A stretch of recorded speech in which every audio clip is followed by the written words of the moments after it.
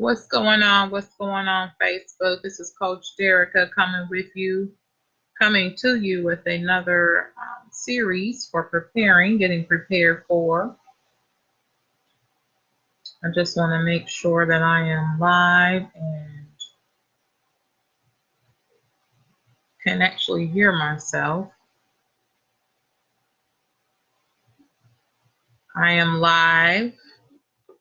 I will be getting started here in about one more minute.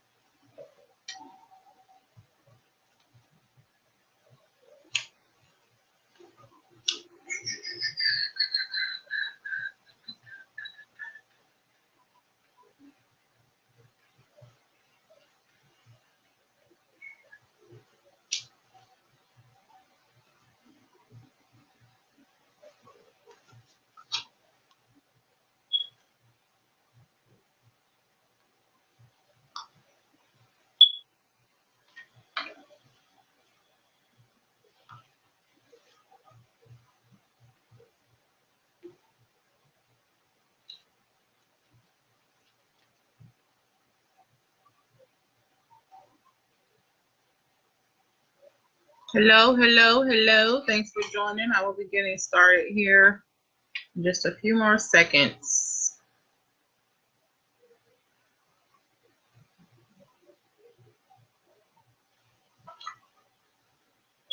Okay. Let's go ahead and get started. I'm not going to be before you guys long on tonight. Thank you for joining.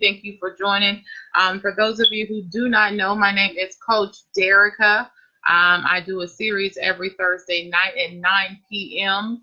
Basically speaking about getting yourself prepared for whatever it is that you're facing, whether it is a relationship, whether it is being single, whether it is a closer walk with God, whether it's dealing with emotional issues, emotional baggage, mental issues, anything subconsciously that you need to deal with, just getting prepared. What qualifies me to speak about these things? Experience. The fact that I have gone through it, I've gone through it the wrong way, the ways that I am trying to help you guys to avoid doing. And then I had to learn from going through it the wrong way, how to go through it the correct way. And so tonight I want to talk about, when you do decide to, go on that journey and decide that your season of singleness has come to an end and you want to start dating someone. I want to talk about, some of the mistakes that I used to make when I was dating in the past. And one of those mistakes that I used to make was sometimes I feel like we give too much. We give too much of ourselves and we give too much of ourselves too soon. And those are things that you have to be very careful about. A lot of times when you are dating, you get so happy, so excited, when you're dating someone, that you really want to express yourself and things like that. But you really have to be careful because you're not really sure what that person's goals are, what that person's needs are, what that person's wants are. So you do have to be careful about that. Another thing that I've noticed amongst talking to different females and things like that within this last week or so is one of the things that they found is that when they're going through relationships and dating, they feel like they lose their self. And how does that happen? How do you feel like you lose yourself when you're dating someone?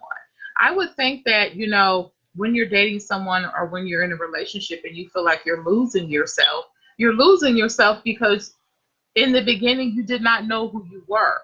And that goes back to when I talk about maintaining your season of singleness properly and appropriately. You really have to allow God to work on your life. If you haven't taken time to develop that spiritual relationship with God, then you really don't know who you are. You don't know what you're capable of. And you really don't know where you stand with yourself. So how are you going to know where you stand with someone else? So you do have to take that time to get to know yourself, to be able to prepare yourself in every sort of way. You have to prepare yourself, spiritually. You have to prepare yourself mentally. You have to prepare yourself emotionally. You have to prepare yourself in all these different ways so that you can give and receive everything that you deserve to receive.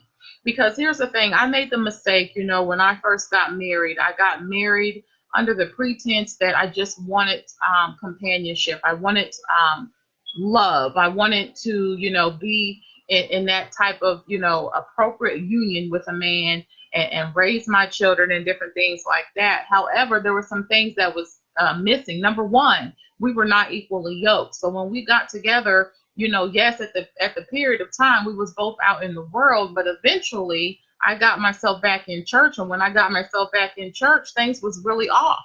They was off balance. So that was a consistent battle for us, because of the fact that he was not raised in church, whereas I was. And so the fact that I was raised in church, I'm always going to go back there. You see what I'm saying? That's something I'm always going to do. Just like a person always goes back to the roots, back home, for the holidays and different things like that. That is my roots. So me being raised in church, me having that relationship with God, having that personal relationship with Jesus, that's something I'm always going to go back to. I know where to go. You see what I'm saying? Whereas, so when we start to have these different issues and things like that, constantly butting heads, I'm seeing him do these things that I know are not of God and things like that, and I'm trying to walk this straight and narrow line where we weren't meshing. We weren't meshing because he wasn't interested in living a life for God, whereas I was. I wanted to live a life that was pleasing to God, and he did not. And so we constantly found ourselves bumping heads. We constantly found ourselves stressed out about the situation. And then so what he did is he decided he was going to try to change and go to church and different things like that. But he wasn't doing it because he wanted to. He was doing it because I was fussing. I was fussing about it. Okay. And that's something where I have to say too, that's why God talks about being equally yoked. You need to be equally yoked, because when you're equally yoked, there's some things that you don't have to worry about. Okay. So when you're down and you're going through things personally, individually, you know that your spouse got you. You know your spouse can pray for you. Your spouse got power in their prayer. That's something that cannot be negotiable. Okay. Because you're going to go through stuff. It's a given. We're human beings. We're going to go through stuff. And when you go through stuff, you want to know that your spouse can lay hands on you and pray for you. You want to know that they have that direct line of communication, that they can actually, their prayers are actually being heard. Okay. That's one of the reasons why you don't want to be unequally yoked. Another reason is because you don't know what it is that God has for you. You don't know what your purpose is. But chances are your purpose is going to have to do with bringing a multitude of people to Christ. And if you two are constantly fighting about just merely just going to church, how are you going to be able to walk in your purpose? How are you going to be able to walk in your purpose if you're steady trying to make that person figure out what their purpose is? It's not the way it works. So therefore, you have to be equally yoked, because as two become one, you guys are basically walking that line together. You guys have maybe different purposes. You maybe have different things that you're doing, but ultimately, it all goes back to God. All of it. It all goes back to God. So ultimately, you want to make sure that you have meshed yourself and joined yourself with someone that is going to be on your same level spiritually, okay? Because otherwise you're going to consistently have these battles. Then on top of that, what is it that you guys feel about, raising children, having children, rearing children? There's so many different times I've talked to a lot of different people, and they actually have these discussions and they fall out with their spouses and stuff because one person wants to spank and one person don't want to spank. One person says the Bible says you spoil the rod, you spare the child.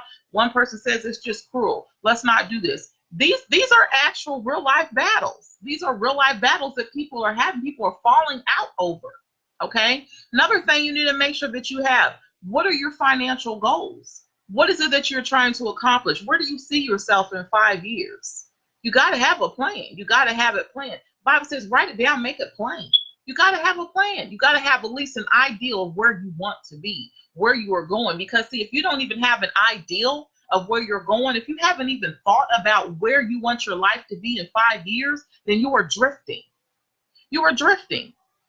And that is how Satan comes in and he grabs you. That is how he uses you, is when you are drifting. And when you are just a drifter, you're not thinking for yourself. You're not thinking for yourself. And so if you're not thinking for yourself and that person's not thinking for themselves, then who's doing the thinking for your relationship, for your marriage? The enemy is. And so that's something that you have to make sure you have a clear, defined understanding on.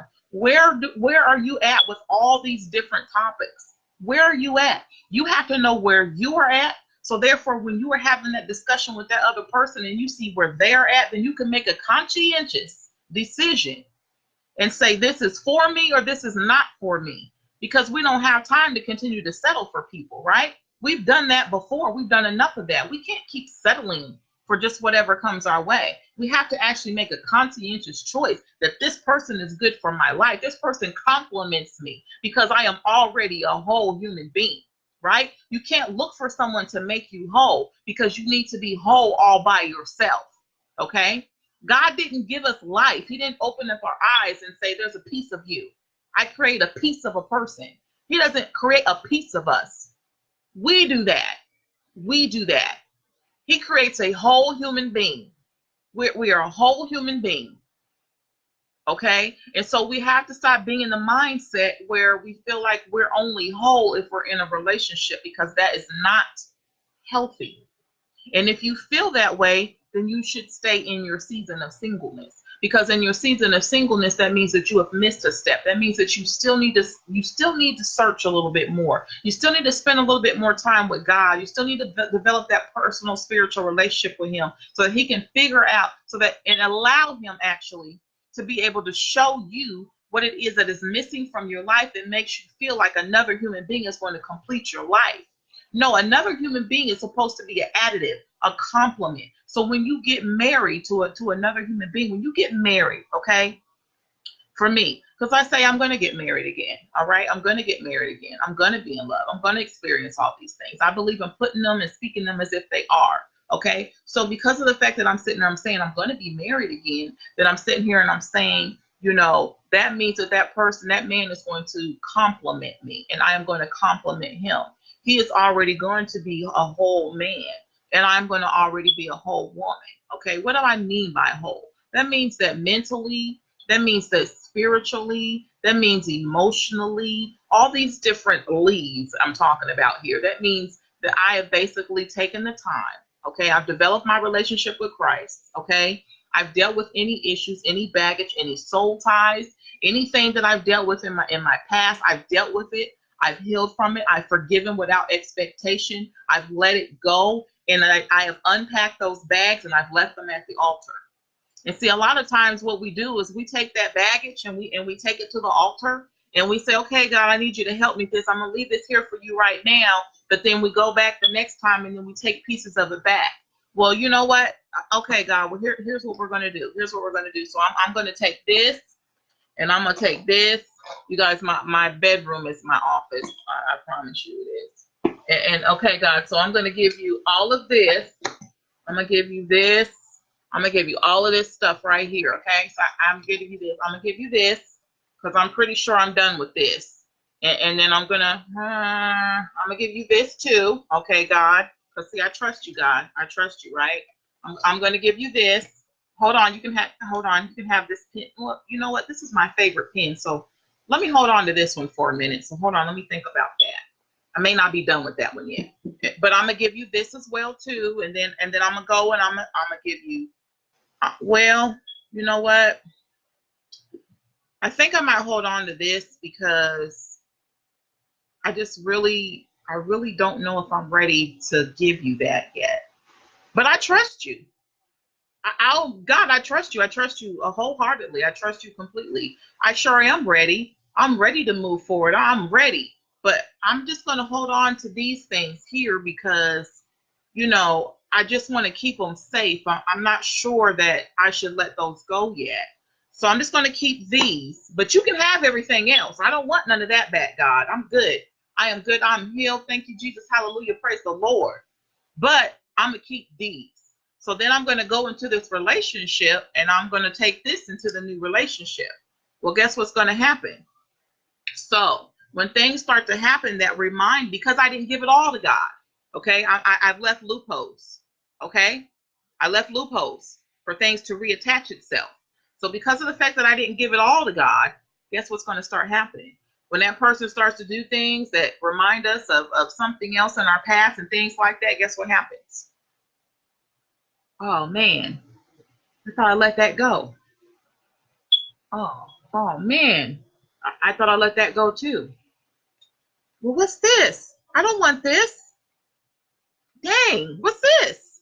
Oh man, and before you know it, oh man, this what is that? Oh man, now here I am again. in this new relationship. But guess what else happens in the new relationship? Now you got to take this, because see, now you got different things that's going to start adding on to this, right? So now you got all this, right? You got all these things, right? Hold on now. Hold on. We got it. We got to get it all, you guys. Oh, look. I ain't even got room. Look, you see this? How can I even be myself if I don't even know myself? If I have all these barriers, all these blockages, all these walls built up, how am I going to be able to give that person my heart? Because I'm like this. I'm like this. I won't trust. I won't give. I won't receive. I won't love. I won't do any of that because I'm too busy holding on to all those things that hurt me in the past. That is not how it goes. When we say let go and let God, we mean, God, you know what? Here you go. My hands are open. My hands are clear. My hands are free. I am relieved of this stuff. Now I'm ready to go into this relationship. Now I'm ready to get married. I'm ready to experience all the things that this man has to offer instead of making him pay for what that man did. And that is what we do. That is what we do. We take it from one to the next, to the next, to the next, and it keeps compiling and compiling and compiling and compiling. And before we know it, we're consumed by it. And then years pass, and then that person looks at you like, I don't even know who you are. Well, guess what? That makes two of us, because I don't know who I am either. You guys, let me tell you, after my divorce, right? After my divorce, I kind of beat myself up because I felt like I was a failure and all these things like that, right? But, I had to really understand, I had to look at the positives and I had to pull the positive out of the situation. I had to look at what I learned from the situation. I had to look at all these different things in that aspect instead of thinking that I was a failure, right? And so it was when I began to do those things that I was able to start to use that as a lesson. Okay, I was able to start to use it as a learning tool for myself to be able to build on, okay, to be able to heal from. And after I started to heal from those situations, I started to discover me, right? And so, I've said before that, a lot of times in the relationships and stuff that I used to be in, they didn't get to know Derica. They got to know Shell, right? They got to know Shell. Shell was my representative. Shell was my wall, okay? Shell was my barrier. Shell was, you're going to learn Shell, but you're not going to really get into the real. Now, even though you know Shell, you can still hurt me, okay? You can still stress me out and upset me and depress me and things, because I'm still a human being with emotions attached to it. But you're not really going to get to know the real person, right? The person behind the wall, the person that is vulnerable, the person that, is exposed, the person that, I'm just a moving target. You know what I mean? I'm just a moving target. And hopefully I put my heart in the right hands, and so I can receive that back in return, right? But they did not get to know the real me. They didn't, because I didn't even know the real me, because the real me was covered. The real me was baggaged up. The real me was compacted in this little shell that was surrounded around all of this protection, all of these layers of protection that I called life. The abuse, of all forms I dealt with, you know what I mean? From childhood all the way up until adulthood. You know what I mean? The infidelities, the lies, the deception, all the different things I dealt with, the rejection, the failures, all of that. I dealt with all of that. And instead of me actually dealing with it, I internalized it. And so I became a person that I didn't even recognize. And that is what a lot of us do. And we have to stop doing that. We have to stop thinking that jumping from one relationship to the next relationship to the next relationship is going to help us to solve our problems. That is not going to help you to solve your problems. Be in your season of singleness with gratitude. Be in your season of singleness with gratitude. Thank God for it. Thank God that you're able to do it, because so many people are not. So therefore, when that time comes and that right person comes along for you, you're able to actually clearly go into the situation with your thoughts clear. Your mind's not boggled down with the past and different things like that. you've been able to date yourself. You know yourself. You know what you are, what you're capable of, and you don't have to go into a situation with misconceptions and lies and covers and baggage and things like that, because you can be who you truly are. You know, it's okay for you to laugh. It's okay for you to be silly. It's okay for you to express yourself. It's okay for you to do all these things because you now know who you are. So don't be so quick to give up yourself. Don't be so quick to give up yourself. And if you find that you feel like you're giving up too much of yourself, it could be very possible that you haven't taken time to get to know yourself. You see what I'm saying? You have to know who you are in order to be able to stand for who you are. Because if you don't know who you are, then you will very easily be molded into something that you don't even recognize. So take time with you. Take time to get to know yourself. Take time to do things for yourself. And even if you already are married in a relationship, there's still nothing wrong with taking time to get to know yourself. You have to have things that you do that are separate from your spouse. It can't always be about just you have to have things that you do that is separate from your spouse. You have to be able to do that. It's unhealthy not to be able to do that.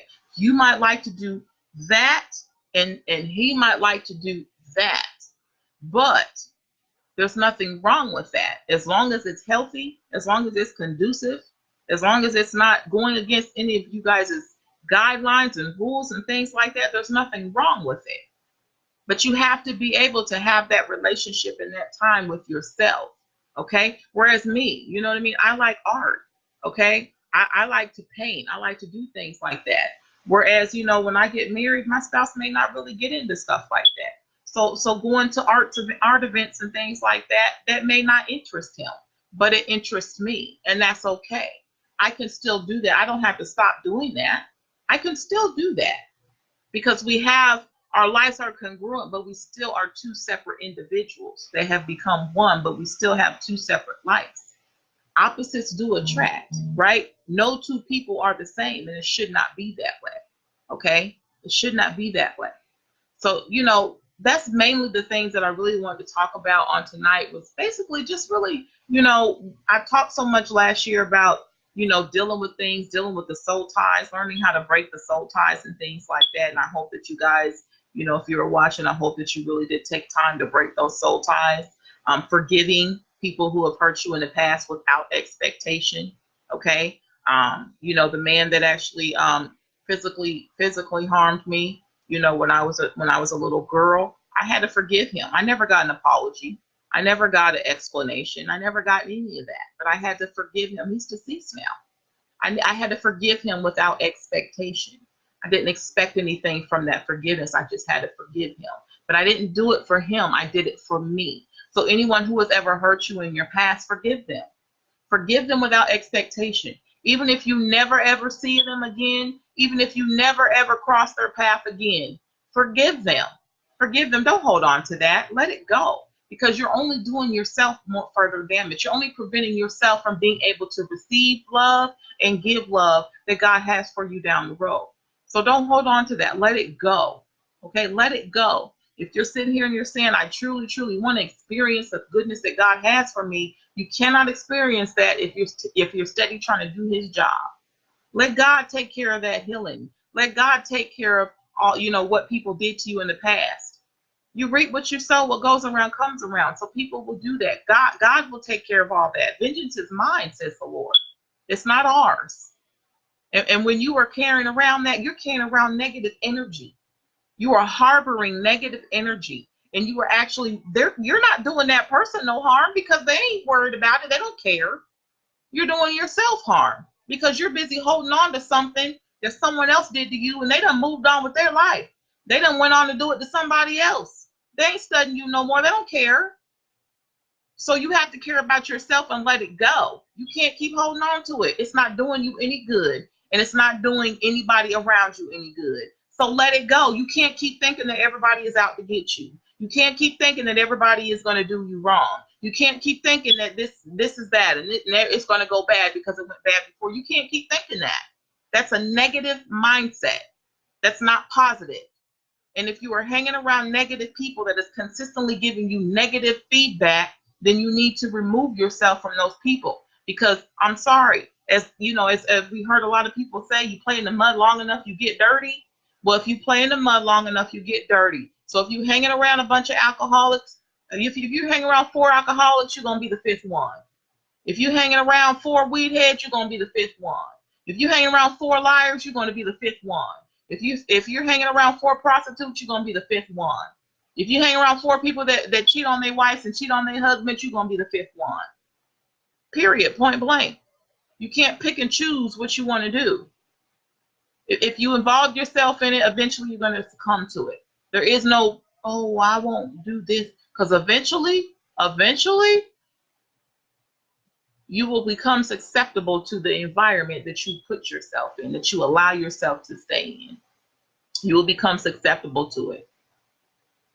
And that is what I'm talking about. Get to know yourself, know who you are. Change the things in your life that need to be changed so that you can receive the love that you deserve to receive and give the love that that person deserves to give. Okay? So hopefully I said something on tonight that made sense to you all. I thank you all for watching. I really, really appreciate it. I am going to get off of here on tonight, and I hope you guys have a blessed Thursday evening. Remember, tomorrow is Friday. So make it the best day. Make it a great day. Make it a day of abundance. And remember, do something for yourself. Do something for yourself, right? You know, sometimes there's nothing wrong with prioritizing yourself first. Because I'm here to tell you, if you don't take care of you first, how you going to take care of anybody else? Put yourself first for a change instead of putting everybody else first. Put yourself first, okay? All right, y'all. Coach Terica out. Thanks for watching.